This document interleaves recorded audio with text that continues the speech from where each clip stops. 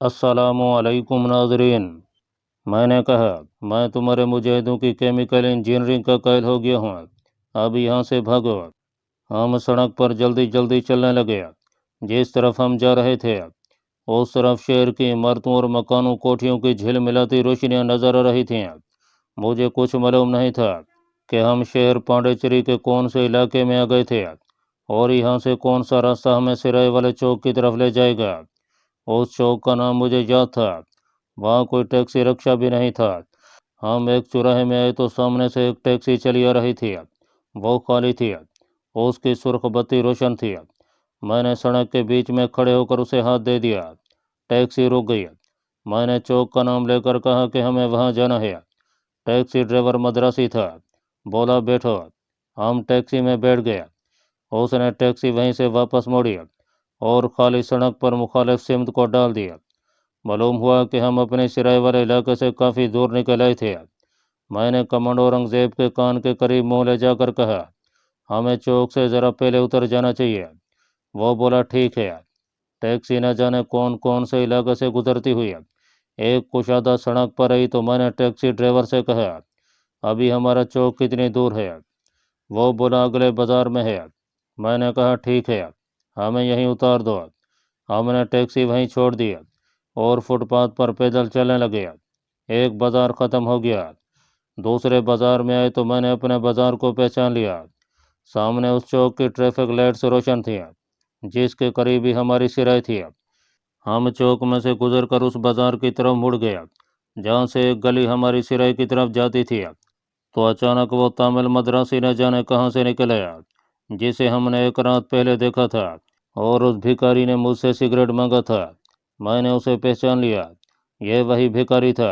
اس نے قریب آ کر ہنس کر تامل زبان میں کچھ اور پہلے کی طرح ہاتھ منہ پر رکھ کر اندر کی طرف سانس کھینچا جیسے سگریٹ کا کش لگا رہا ہو۔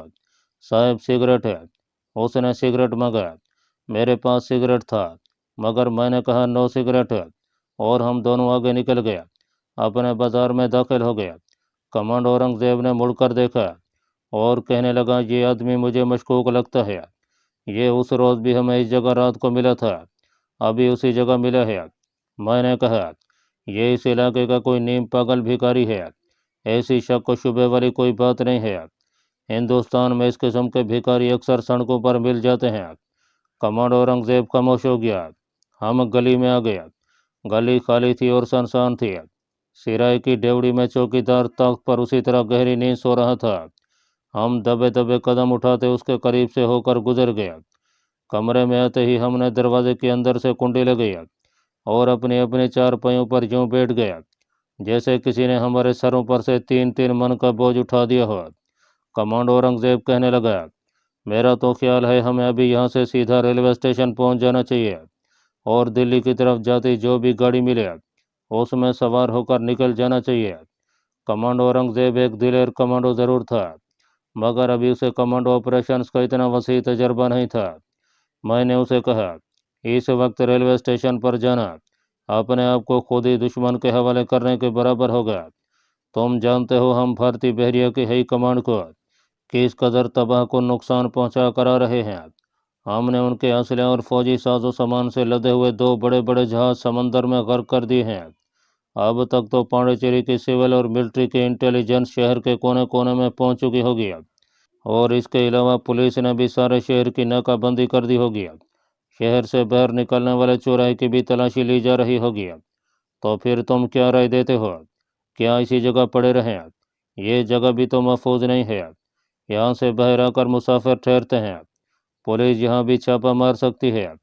میں نے کہا یہ سرائے غیر معروف جگہ ہے، یہاں مزدور پیشہ ور لوگ آ کر ٹھہرتے ہیں، پولیس شہر کے بڑے بڑے ہوٹلوں کی تو ضرور چیکنگ کرے گی مگر یہاں تک نہیں آئے گی۔ کاش اس وقت میں کمانڈو اورنگزیب کی بات مان لیتا اور اسے نا تجربہ کاری کا تانا دے کر اس کی تجویز کو رد نہ کرتا۔ بعد میں جس قسم کے سنگین حالات پیش آئے انہوں نے ثابت کر دیا کہ انسان کو اپنے تجربے اور علم پر کبھی ناز نہیں کرنا چاہیے اور دوسرے کی رائے پر ضرور غور کر لینا چاہیے۔ میں نے یہی فیصلہ کیا کہ ہم کم از کم 2-3 روز تک اس سرائے میں رہیں گے، جب شہر میں پولیس کی چیکنگ نرم پڑ جائے گی پھر ہم یہاں سے نکل جائیں گے۔ इसके बाद हम बत्ती बुझा कर सो गए। दूसरे दिन देर तक हम सोए रहे। काफ़ी दिन चढ़े उठे। नीचे गली में जाकर चाय की दुकान पर नाश्ता किया। वहाँ हर कोई अपने अपने ज़बान पर इसी मौजू पर गुफ्तगू कर रहा था। मैंने चाय की दुकान वाले से पूछा कि क्या बात हो गई है। ये दुकानदार हमारा वाकिफ बन गया था और बम्बई का रहने वाला था। उर्दू अच्छी तरह से बोल लेता था। कहने लगा, तुम्हें नहीं मालूम है बाबू, रात को बंदरगाह पर पाकिस्तानी दहशतगर्दों ने हमारे 2 बड़े जहाज़ों को बमों से उड़ा दिया है। कहते हैं दोनों जहाज़ों में हमारी फ़ौज के लिए असला भरा हुआ था। उधर बंदरगाह की तरफ तो कर्फ्यू लगा हुआ है। किसी को वहां जाने और वहां से निकलने की इजाज़त नहीं है। शाम के अखबारों में ये खबर चली। सुर्खियों के साथ छपकर बाज़ारों में आ गई। पांडिचेरी में 2-3 अखबार अंग्रेज़ी ज़बान में भी छपते थे। हमने अंग्रेज़ी का एक अखबार खरीद लिया और कमरे में आकर उसे गौर से पढ़ने लगे। पहले सफ़े पर जहाज़ों की तबाही की खबर शेष सुर्खियों के साथ छपी हुई थी।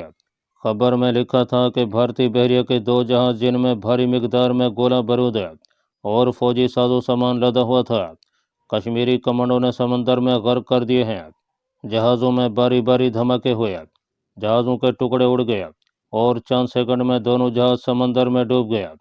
खबर में यह भी बताया गया था कि भारतीय बहरिया के 15 जवान और दोनों जहाज़ों के अमले के 11 आदमी इस हादसे में हलाक हो गए हैं। खबर के आखिर में लिखा था कि फौज और शहर की पुलिस ने शहर की नाकाबंदी कर दी है। बंदरगाह के सारे इलाके में कर्फ्यू लगा दिया गया है और पुलिस कश्मीरी कमांडोज को गिरफ्तार करने के लिए जगह जगह छापे मार रही है। कमांडो औरंगजेब कहने लगा, अब तुम क्या राय देते हो, हमें यहाँ से निकलना चाहिए या नहीं? मेरा ख्याल है अगर हम उस वक्त स्टेशन पर चले जाते तो इस शहर से फरार होने में कामयाब हो सकते थे। अब मामला मुश्किल लगता है। मैंने उसे कहा, कोई मुश्किल नहीं है। हम चाय की दुकान के कोने में बैठे चाय पीते हुए दबी आवाज़ में पंजाबी में गुफ्तगू कर रहे थे। हमारे आसपास कोई गाहक नहीं बैठा था। फिर भी मैंने एहतियात से काम लेते हुए औरंगजेब से कहा, चलो कमरे में चलकर बातें करते हैं।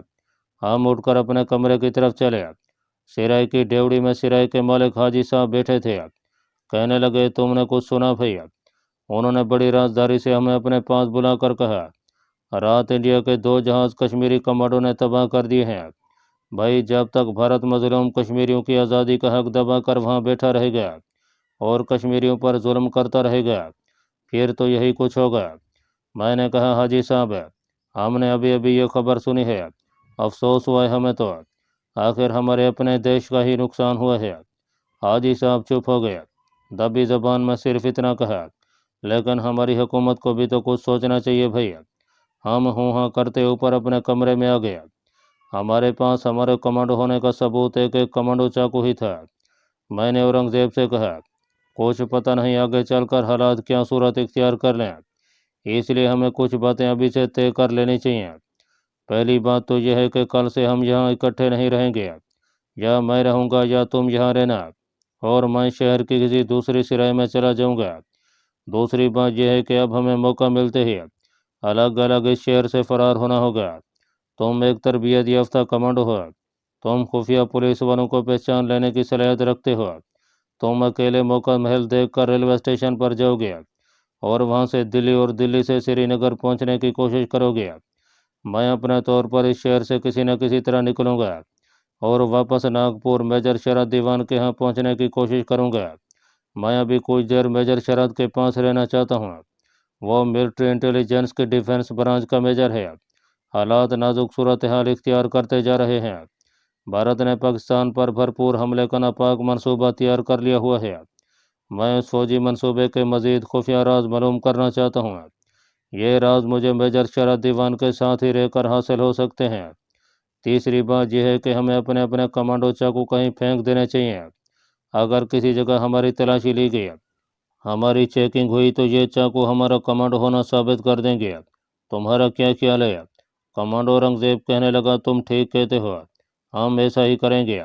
मैं इसी सिराय में रहूँगा, तुम किसी दूसरी सिराय में चले जाना। मैं हालात के मामूल पर आते ही श्रीनगर की तरफ जाऊँगा, तुम नागपुर चले जाना। बाकी कमांडो चाकू हम आज ही कहीं गायब कर देते हैं। ज़रा शाम हो जाने दो, मैं इन्हें ले जाकर किसी नाले में फेंकूँगा। मैंने अपना चाकू निकाल कर कमांडो औरंगजेब को दे दिया। उसने अपना चाकू भी निकाला और दोनों को अखबार में अच्छी तरह से लिपेट कर चारपाई के नीचे रख दिया। दोपहर को हम बाजार में खाना खाने गए तो हमें फौज और पुलिस की 2-3 गाड़ियां चौक में खड़ी नजर आईं। कुछ फौजी भी वहां खड़े थे। हम खामोशी से उस छोटे से होटल में दाखिल हो गए जहां से हम अक्सर खाना खाया करते थे। यह मद्रासी होटल था। हमने खाना खाया और वहां बैठे रहने की बजाय वापस अपने कमरे में आ गया। आधी दफ़ा हमने चौक की तरफ निगाह उठाकर देखा। फौजी और पुलिस की गाड़ियां अभी तक वहीं खड़ी थीं। औरंगजेब कहने लगा, कहीं फौज और पुलिस इस इलाके की नाकाबंदी तो नहीं कर रही है। मैंने कहा, इस इलाके में ऐसी कोई ख़ास बात नहीं है। यहाँ कोई होटल वगैरह भी नहीं है, सिर्फ यही एक सिराई है। पुलिस और फौज वैसे ही अपनी सरगर्मियाँ दिखा रही है। हम कमरे में आकर चारपाइयों पर लेट गए और बातें करने लगे। थोड़ी देर बाद जब सूरज गरूब होने लगा तो औरंगजेब बोला, मेरा ख्याल है हमें चाकू को यहाँ से कहीं बाहर ले जाने की बजाय क्यों ना पीछे जो कूड़ा करकट वाली गली है वहाँ फेंक दें। मैंने कहा, चूंकि मेरे जाने के बाद तुम्हें सिराय में रहना है, अगर कूड़ा उठाने वाले ने चाकू देख लिया तो तुम पर कोई आफत नाजिल हो सकती है। इसलिए बेहतर यही है कि इसे यहाँ दूर किसी गंदे नाले में फेंको। अगर तुम्हें खतरा महसूस होता है तो मैं इन्हें ले जाकर फेंक आता हूँ। कमांडो औरंगजेब ने बड़े पुख्ता आज़म के साथ कहा, मैं हर खतरे से निपटना जानता हूँ, ऐसी कोई बात नहीं है, मैं अभी इन्हें फेंक आता हूँ। ये कहकर औरंगजेब ने चारपाई के नीचे चाकू वाला बंडल उठाकर बगल में दबा लिया। मैंने कहा, कुछ देर ठहर जाओ, शाम का अंधेरा हो जाने दो। वो दरवाजे की तरफ बढ़ते हुए बोला, तुम कुंडी लगा लो, मैं अभी गया अभी आया। वो कमरे से निकल गया। मैंने उठकर कुंडी लगा दिया। गली की तरफ जो खिड़की खुलती थी उसमें से झांक कर देखा। औरंगजेब बगल में अखबार का बंडल दबाया, सर झुकाए बाहर निकला और गली में खामोशी से शरीफाना चाल चलता चौक में जाकर एक तरफ मुड़ गया। मैं चारपाई पर बैठ गया और सोचने लगा कि कल कमांडो औरंगजेब तो इसी सिराय में रहेगा। मैं शहर की किसी दूसरी सिराय में चला जाऊंगा। सिराय के मालिक हाजी साहब से कह दूंगा कि मैं एक ज़रूरी काम से मद्रास जा रहा हूँ, मेरा साथी यहीं रहेगा। 2-1 दिन में मैं भी वापस आ जाऊंगा।